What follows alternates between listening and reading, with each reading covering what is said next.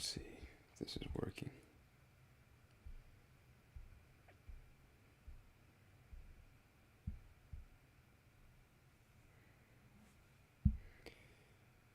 Okay.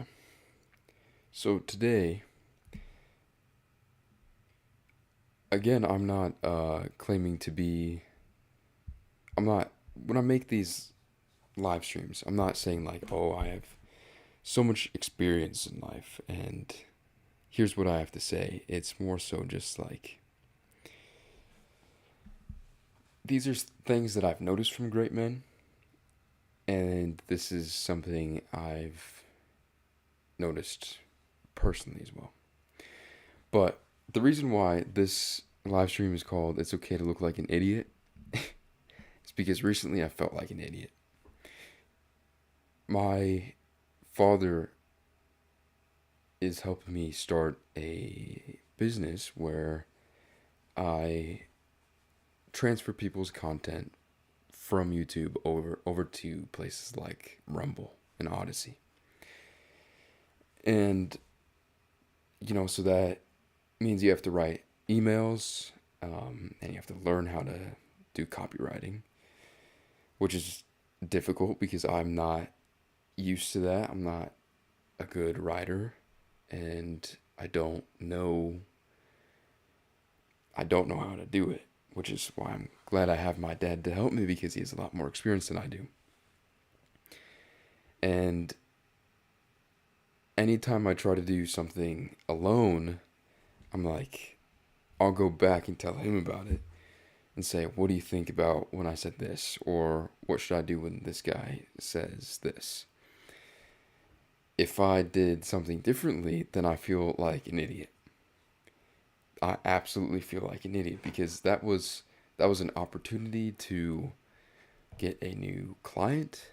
That was an opportunity to upload who knows how many hundreds of videos to this person's Rumble channel that I would create or Odyssey channel. It's missing out on so much. And yes, I'm still learning a little bit, but it's like sometimes it's just rough. So recently I felt like an idiot because even though I am new to all this and I am making mistakes that need to be made, it's still one of those things. But I think one thing that I've realized from great men of the past, which is pretty obvious to see, is that great men tend to learn from their mistakes, and they have to be good at anything. Eventually, you have to be an idiot at it in the beginning, and that's all right. It's okay to be an idiot. And again, I'm not saying this as like, oh, I've made it, so it's okay to be an idiot because then this will happen. I'm just saying, when you look at the lives of great men, how when you look at where they started from when they were pretty young, and then where they got to, like halfway through their life, at least halfway through their life, it's there's such a big difference, and they knew they had to be an idiot in the beginning stages, at least with something. So, and I mean, I think one person that would have experienced this a lot is actually Louis L'Amour. All great men experienced it for sure, but Louis L'Amour probably did quite a lot because of how much he was changing jobs. All the vast amount of jobs he did was insane with zero experience. So this guy's he became a hobo. He's traveling either on a ship as a deck boy, and he had no idea what to do before that, or he's traveling on the railroad, finding places to work, stopping in towns, finding places to work, and finding work that he's never done before, that he has no experience with, and work that you necessarily wouldn't need a lot of experience with. But he definitely had to experience being feeling like an idiot at some point. uh, at least a couple times. At least a couple times. I mean, definitely with writing. When he started writing, he's like, "Well, I'm putting out short story after short story after short story, poem after poem, and as soon as I send one out, I'm writing another short story. Then I send that out, and I'm writing a poem, and then I send that out, and then I'm writing a short story, and nothing's working. I keep getting rejected over and over again. That's what I feel like right now. I keep getting rejected over and over again." So then, what he did was he went back and looked at some of his favorite authors and their writings to see what he was doing wrong or how he could improve. And then he realized, oh, this is how you write a good story. This is how you make the kind of story that people would actually want to read, even if it's just a very short story, or this is how you write a good poem, small things like that. So with the business of moving people's content from YouTube over to Rumble or Odyssey or anything like that, it's like, and I know my dad is still helping me with a lot, but I know he's trying to slowly let me do things on my own to try to make the mistakes I need to make instead of relying on him for everything, which is good. But right now I feel like I'm in that rejection stage where I feel like Louis L'Amour writing out story after story after story, sending it out, sending it out, sending it out, getting nothing back, or getting rejections, or maybe something goes right, but then I mess something up. That's what it feels like to me, which is not a bad thing, because I'm still learning and I'm understanding, especially when I can talk to other people about what I think I did wrong, or what I think I did right. It's still good to talk to other people and then go, actually, making that decision to say this one thing is not a good idea. Or when you look at your emails you're sending out to prospects, this one part makes no sense, or it's boring or confusing, so you should just take that out. And then I think about that and I'm like, man, how many people have decided to not even reply to the email because of this one part, or because it was boring or unbelievable or confusing or anything like that. And it's over and over and over again. So it's like you're finding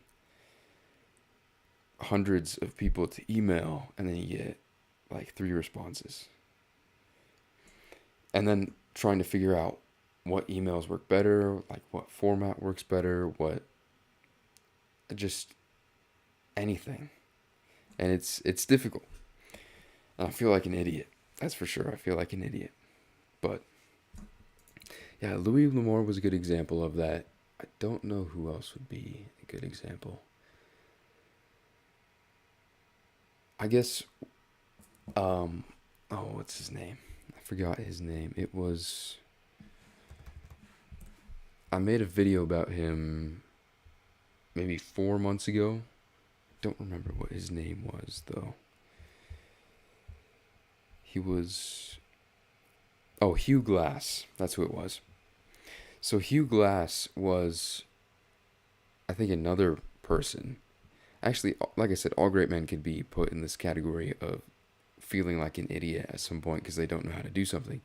But Hugh Glass was the guy that the movie The Revenant was made after, and which is a very good movie.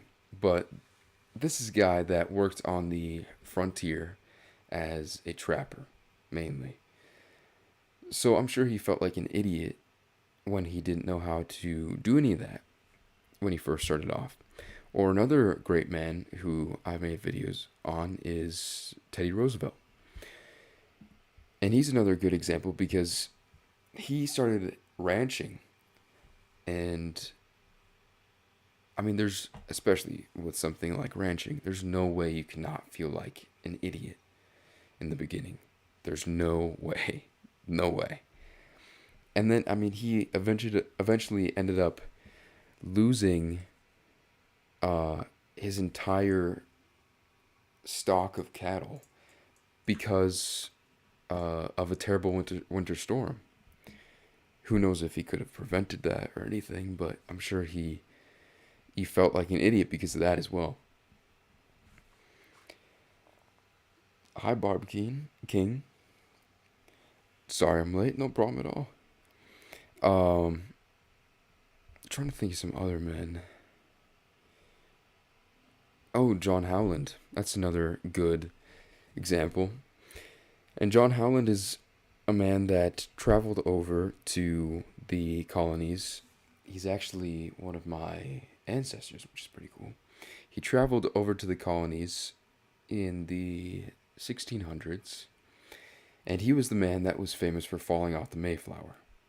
He fell off the Mayflower during a storm and then managed to grab onto a rope and hold on during this storm, and eventually he was brought back onto the ship. And he was an indentured servant too. But I'm sure that when he actually got to the colonies with his masters, he felt like an idiot because you're in this new place, you don't know the environment, you have to build your own homes again, you have to learn all these new things. And he was young, he was fairly young at the time, so I'm sure he felt like an idiot. Oh, actually, another great example. I can just keep going through all of these great men that I've made videos on. But another great example is actually Dave Holliday. And he was the second video I ever made. It was on him. And Dave Holliday, he grew up in Guatemala, I believe, with his father. He's not Guatemalan, but he grew up in Guatemala. And he eventually read this book. I think he paid like, I don't know, $6 or $7, which was a lot for him at the time because him and his family were making basically nothing for all the work they were doing. But his father let him get this book that was about like survival, outdoor survival basics. And he eventually became like an expert at surviving in the wilderness, basically. He actually ended up teaching Bear Grylls how to start a fire, which is pretty cool. But I'm sure he felt like an idiot so many different times learning how to set traps for small animals, to how to make a fire in all these different types of ways, how to build a shelter, how to pick where to build your shelter, all these different things. You have to feel like an idiot at some point. But anyway, guys, there'll be another video out on Friday. And that video is going to be kind of an interesting video, at least to me. It'll be interesting because it's going to be about this experiment that was done in the 70s, which I think shows pretty well how much your mind affects, or how much your thinking affects your life and your body as well, which I think will just be interesting. And then of course there's going to be another Great Man video on Monday, and that will be on Marcus Aurelius this time. So I hope you guys have a great day, and I will see you guys